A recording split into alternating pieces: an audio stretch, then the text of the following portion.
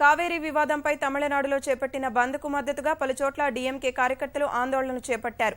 Rail roko, రాస్తారోకోలకు దిగారు. వారిని అడ్డుకునేందుకు పోలీసులు ప్రయత్నించారు. బంద్కు మద్దతు ప్రకటించి రైల్ రోకో చేసిన డీఎంకే నేత స్టాలిన్ ను చెన్నైలో పోలీసులు కోర్టులో అరెస్టు చేశారు. ఆ పార్టీ నేత కనిమొళిని సైతం పార్టీ కార్యకర్తలతో కలిసి ఆందోళనలో పాల్గొనగా పోలీసులు అరెస్టు చేశారు. పలువురు డీఎంకే కార్యకర్తలను అదుపులోకి తీసుకున్నారు.